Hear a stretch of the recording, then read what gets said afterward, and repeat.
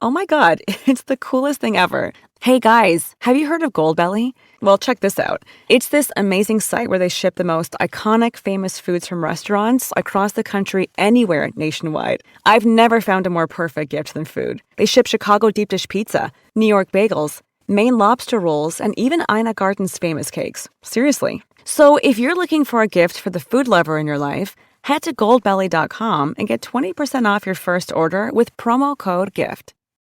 You're listening to an Airwave Media Podcast. Hi. My name is Blake, and I have just a quick note before we get started. Actually, it's more like a recommendation, because this podcast is an immersive audio storytelling experience. Part fact, part fantasy. So it's best that you listen with headphones on, imagination on, and everything else turned off.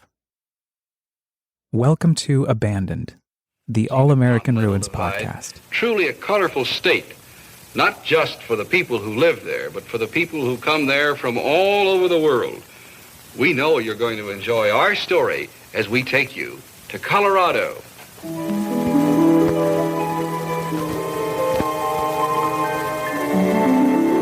It was the cry of gold and the lust for wealth which brought people to the state of Colorado. Here, 40 miles east of Denver, once a thriving community, now it's truly a ghost town.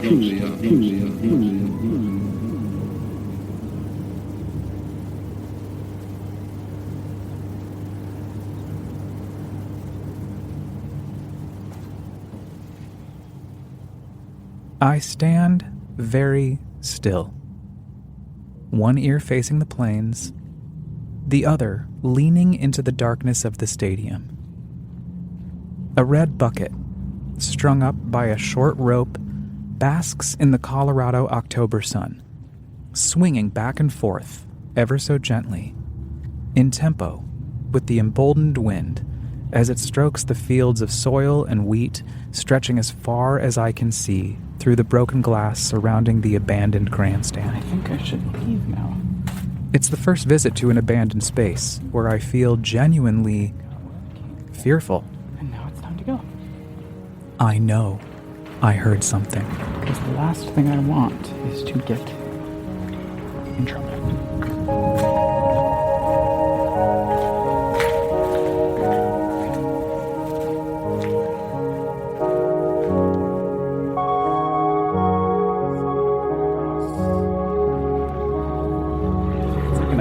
Abandoned racetrack, which is par for the course. The road leading up to the mysterious blue structure is appealing to me, aesthetically speaking anyway. I have an affinity for long, dusty county highways, empty miles of gravel that soak up more sunlight in a year than I will in a lifetime. They ignite curiosity in me. Where does this long, dusty county highway go? It's going to be interesting to hear this windscreen to see if it actually works. You know, because we're out on the plains now, and I don't know exactly how much that's going to be possible. I leave the car on the opposite side of the interstate exit. I'm en route to Last Chance, an abandoned ghost town. But this unexpected, mysterious blue structure requested my attendance. There are times when I don't have a say in the matter. If an abandoned space wants to make itself known to me, it will. I can't ignore it. Walking underneath. I cross underneath the interstate and make a sharp left onto the train tracks. This train track runs right along this side of the road. They're in a straight line and pass behind the property. It may be too far back, but it's my first line of offense, and I have to investigate. It's exceedingly likely that Plan A won't work out. The further down the tracks I get, but who says you can't detour a detour? Whoa, huge cicada body. Let me get a picture of that. I discover an orange bucket and a grasshopper carcass. Or maybe it's a cicada. They're loud today anyway. Them and the crickets.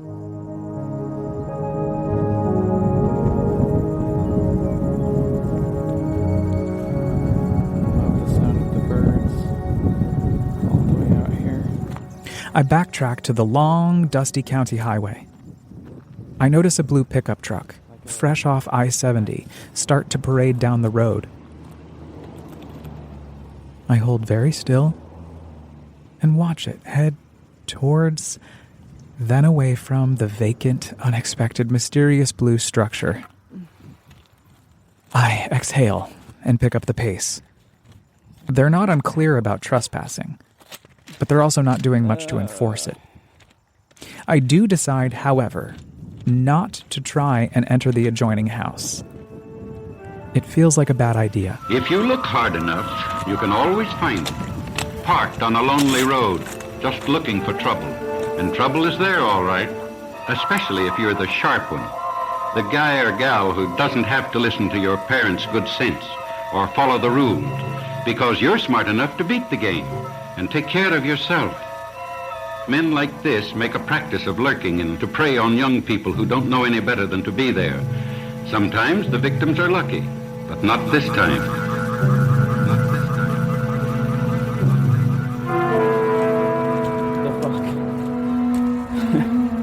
I was born and raised here. Why am I afraid to walk around? Because everyone has a fucking gun, that's why. There's reason to be afraid.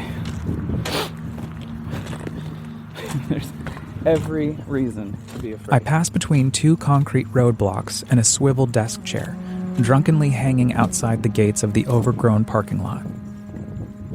I quicken my pace to round the side of the building, out of sight from cars. In front of me stands a long outdoor hallway, blue doors, the sounds of the wind off the plains, and the bent and unseemly blinds hanging by a thread in one of the doorways harmonizing with one another.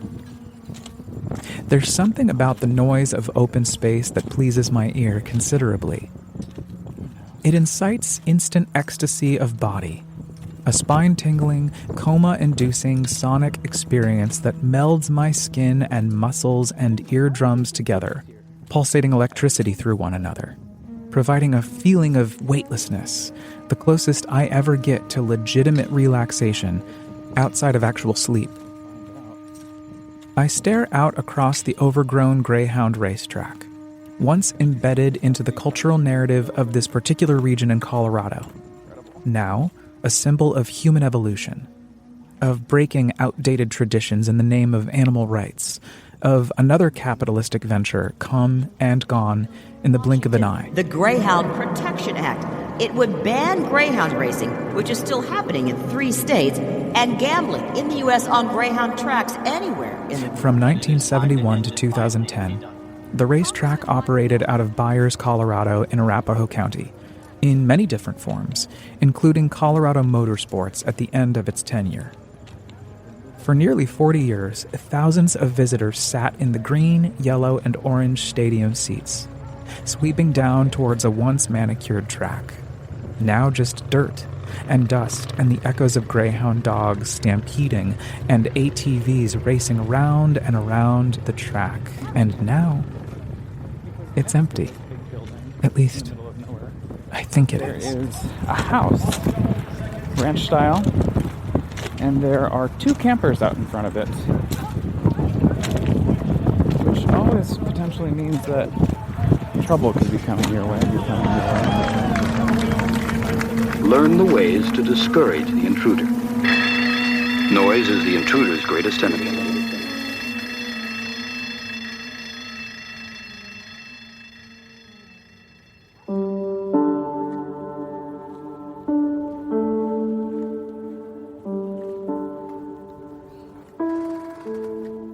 As I gaze into the miraging plains, a sound from above startles me. The wind is so strong I almost didn't notice. I crick my neck up to look into the rafters, just behind me, and I see a red slop bucket dangling from the ceiling, clanging next to an old light fixture and a tire. The slants of breeze that sneak into the room through cracks in the walls and shattered windows control the swinging objects. I stand very still. And every few seconds, I think I hear footsteps, but each time, they're drowned out by the raging wind outside. I think I should leave now. I look down and see someone's chalk left behind for other explorers to enjoy. I think this is thoughtful. I leave my signature on some steps in the stadium. As I finish up my tag, I look up at the ceiling and notice a catwalk that crosses overhead. I sort out my path up and begin my ascent. Every step I take instills more fear. I don't know if I'm alone or not. And even if I'm not, this space contains spirits, and it's not just in my imagination. Someone's been here. Recently. I can almost feel them breathing down my neck. It feels like the wind is taking a slow inhale, the kind that your yoga teacher asks you to practice at home. In through the nose. 1, 2, 3, 4. Hold, hold, hold, and out through the mouth.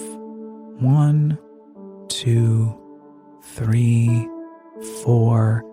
Rest. Again.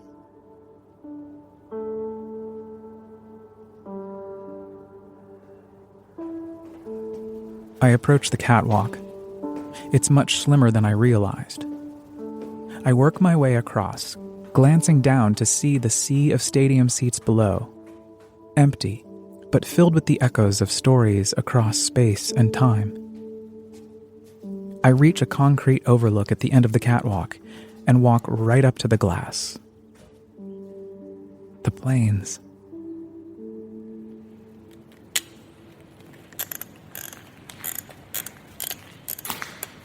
All right. I hear another noise down below. I freeze.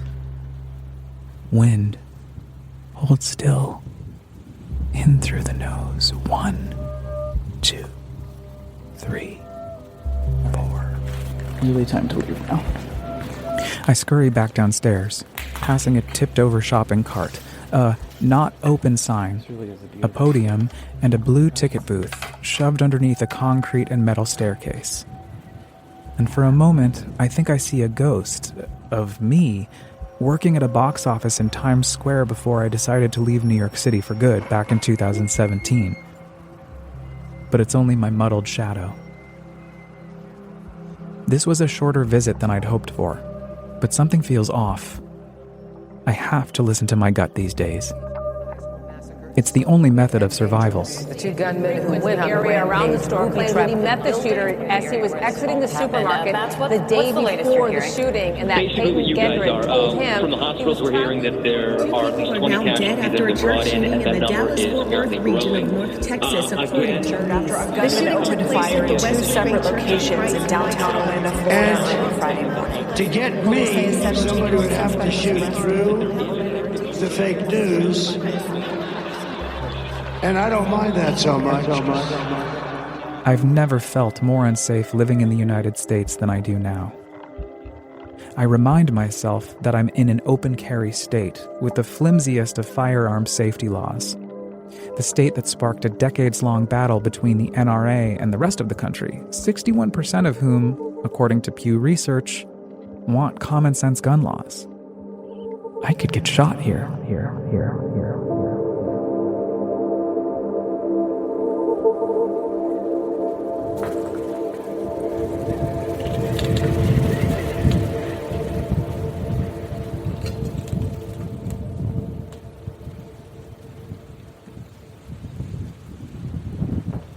I poke my head around the final landing of office space and make sure the coast of the county highway is clear.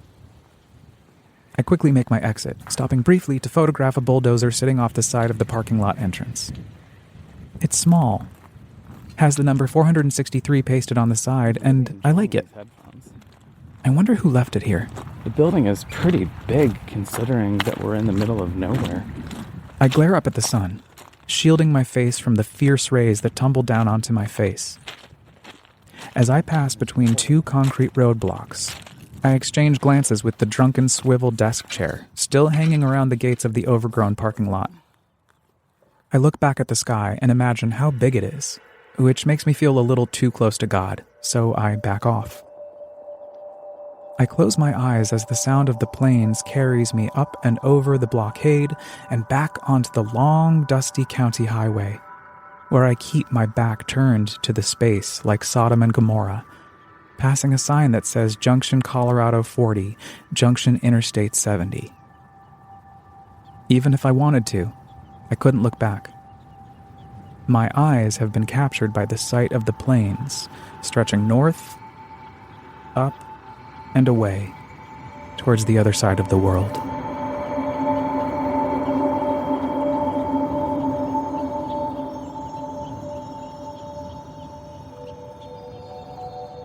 If you're just tuning in, welcome to the 3rd season of Abandoned, the All-American Ruins podcast. Join me every other week as I take you on an immersive sonic journey, recounting my expeditions of abandoned spaces across the United States, which I transform into fantastical audio experiences that allow you, dear listener, to dive into my imagination with me. Or maybe inspire you to go out and use your own. If you don't want to miss it, please subscribe on Apple Podcasts, Spotify, or wherever you get your podcasts, and blah, blah, blah, rate, subscribe, review. I'm just glad you're here. Also, if you like to read or enjoy amateur photography, just know that each episode this season is adapted from the original All-American Ruins blog, where you can catch up on more of my adventures. Just visit allamericanruins.com or follow me on Instagram at allamericanruins. Abandoned, the All-American Ruins podcast, is hosted, written, edited, and produced by me, Blake File, with studio space courtesy of Radio Kingston, WKNY AM 1490, FM 1079 in Kingston, New York. Also, a huge shout out to my big brother Ryan, who provided very valuable feedback on every script for every episode this season. And thanks to you, my friend, for taking the time to explore these abandoned spaces with me.